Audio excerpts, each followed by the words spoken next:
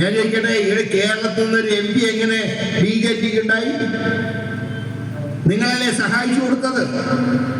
പൂരം കലക്കിയതാരാ? അജിത് കുമാർ എന്ന പൂരം കലക്കി ADGPനെ നിങ്ങൾ DGP ആക്കാൻ നോക്കുക. കാരണം നിങ്ങൾ നരേന്ദ്രമോദിയായിട്ടുള്ള പാലമാണ് അജിത് കുമാർ എന്ന പോലീസ് ഉദ്യോഗസ്ഥൻ. അതിനു വേണ്ടിയിട്ടല്ലേ 2023 മെയ് മാസത്തിൽ അന്ന് ADGP ആയിരുന്ന അജിത് കുമാർ എന്തിനാണ് മഫ്തിയിൽ ഒരു സ്വകാര്യ കാറിൽ എന്തിന് തൃശ്ശൂരിൽ പോയി?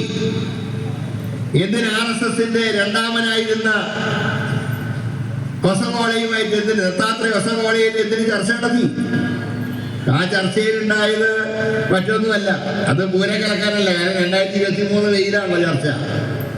ആ ചർച്ചയിൽ ഹൊസഗോള പറഞ്ഞു, ഞങ്ങൾക്ക് കേരളത്തിൽ MP-നെ കിട്ടും, ഞങ്ങൾ തമിഴ്നാട്ടിൽ ഞങ്ങൾക്ക് സാധ്യതയുണ്ട്, ആന്ധ്രയിൽ ഞങ്ങൾക്ക് സാധ്യതയുണ്ട്, തെലങ്കാനയിൽ സാധ്യതയുണ്ട്. പക്ഷേ ഇത്ര പണി മുഴുവൻ പഠിച്ചിട്ട് പഠിച്ച പണി 18 നോക്കിയിട്ട് ഞങ്ങൾക്ക് ആ ഒരു നിയമം കിട്ടി. അത് പിന്നത്തെ ഇലക്ഷനിൽ പോയി. ഈ ഇലക്ഷനിൽ ഒരു MP-നെങ്കിലും ഇവിടെ ജയിപ്പിച്ചേ പറ്റൂ. അങ്ങനെ ജയിക്കാൻ ഞങ്ങളെ സഹായിച്ച പിണറായി വിജയനെതിരായിട്ടുള്ള എല്ലാ കേസുകളും ഞങ്ങൾ പിൻവലിക്കാം. അദ്ദേഹത്തിന്റെ മകൾക്കെതിരായിട്ടുള്ള കേസ് പിൻവലിക്കാം. മാത്രമല്ല, മൂന്നാം പിണറായി സർക്കാർ വരാൻ ഞങ്ങൾ സഹായിക്കാം. അതായത് ചർച്ചയിലുണ്ടായത്. പിന്നീടാണ് ജയരാജനും BJPയുടെ എന്തായിരുന്ന പേര്, അഖിലേന്ത്യാ ജനറൽ സെക്രട്ടറി, ഇവിടുത്തെ കേരളത്തിലെ പ്രകാശ് ജാവേദ്കർ എന്ന ചർച്ച. അതിലാണ് ഒന്നും കൂടെ വിശദീകരിച്ചതായിട്ട് അദ്ദേഹം പറഞ്ഞു, ഞങ്ങൾക്ക് 3 സീറ്റിൽ ഞങ്ങളുടെ നമ്പർ 1 സീറ്റാണ്. 1 തൃശ്ശൂര്, 2 തിരുവനന്തപുരം, 3 ആക്കി. 3 ജയിക്കാൻ സന്തോഷം, പക്ഷെ 1 ജയിച്ചേ പറ്റും. ഏതായാലും ഇലക്ഷൻ വന്നു, സ്ഥാനാർത്ഥികൾ വന്നു. ഭാഗ്യവശാൽ ആറ്റുകാൽ പൊങ്കാല, തിരുവനന്തപുരത്ത് ആറ്റുകാൽ പൊങ്കാല ഫെബ്രുവരി മാസത്തിലായിരുന്നു. അതുകൊണ്ട് പൊങ്കാല കലങ്ങിയില്ല, സ്ഥാനാർത്ഥികൾ വരാത്തത്. പക്ഷെ കലക്കാൻ കിട്ടിയത് തൃശ്ശൂർ പൂരം. ഏപ്രിൽ 19-ാം തീയതി ആയിരുന്നു തൃശ്ശൂർ പൂരം. ശരിക്കും ഇന്ത്യയിലെ മറ്റ് 1ാം ഘട്ട പോളിംഗ് തമിഴ്നാട് ഉൾപ്പെടെ ഏപ്രിൽ 19-ാം തീയതി ആയിരുന്നു.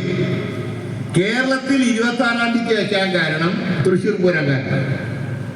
അപ്പോ കലക്കാൻ പറ്റിയ തൃശ്ശൂർ പൂരമായിരുന്നു. തിരുവനന്തപുരത്തിന്റെ ഭാഗ്യത്തിന് ആറ്റുകാൽ പൊങ്കാല ഫെബ്രുവരിയിലായി പോയി.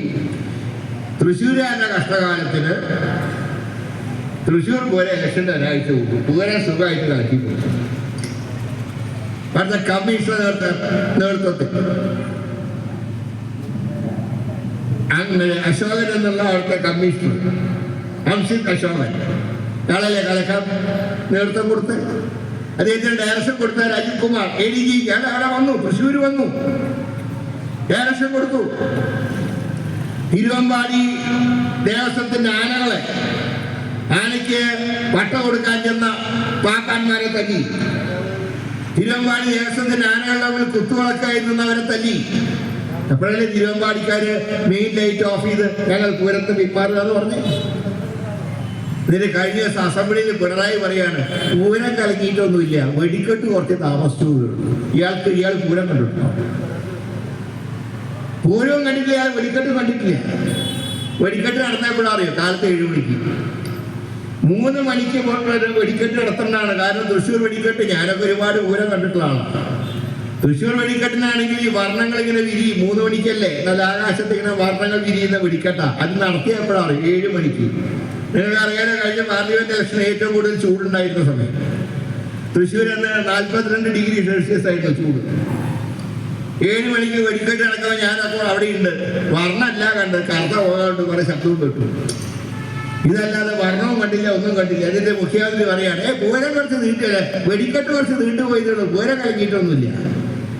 36 മണിക്കൂറാണ് തൃശ്ശൂർ പൂരം. അതിൽ 1 മണിക്കൂർ തടസ്സപ്പെട്ടാൽ പൂരം കലങ്ങിയെന്ന അർത്ഥം. അങ്ങനെ കലങ്ങുന്നവരെ മത്സരം UDF LDF തമ്മിലായിരുന്നു. അവിടെ സുരേഷ് ഗോപി പിക്ചറിലുണ്ടായിരുന്നില്ല, അയാളെ പലയിടത്തും കണ്ടിട്ട് പോലും ഇല്ല. 1-2 തവണ അദ്ദേഹം പാർട്ടിക്കാരായിട്ട് പിണങ്ങി തിരുവനന്തപുരത്തേക്ക് പോയി. അങ്ങനെ 1-ാം സ്ഥാനത്ത് പോലും 2-ാം സ്ഥാനത്ത് പോലും ഇല്ലാത്ത സ്ഥാനാർത്ഥി എങ്ങനെ ജയിച്ചു എന്ന് ചോദിച്ചാൽ പൂരം കലയ്ക്ക് അന്ന് മുതൽ പ്രചരണമാണ്, ഇവിടെ ഹിന്ദുക്കൾക്ക് രക്ഷയില്ല. പൂരം പോലും മുടങ്ങിയിരിക്കുന്നു, എല്ലാവരും നമ്മളെ സഹായിക്കണം എന്ന് പറഞ്ഞ് RSS രംഗത്തിറങ്ങി. അതുപോലെ തന്നെ പാലസ്തീൻ വിഷയത്തിൽ ഇസ്രായേൽ അനുകൂല സ്റ്റേറ്റ്മെന്റുമായി ക്രിസ്ത്യൻ വോട്ടർമാരെ സ്വാധീനിക്കാൻ നോക്കി. ഇത് രണ്ടുമായപ്പോൾ ഏതാണ്ട് 3,00,000 വോട്ടിന് BJP MP ജയിച്ചു. ഉത്തരവാദിയായ പിണറായി വിജയനല്ലേ.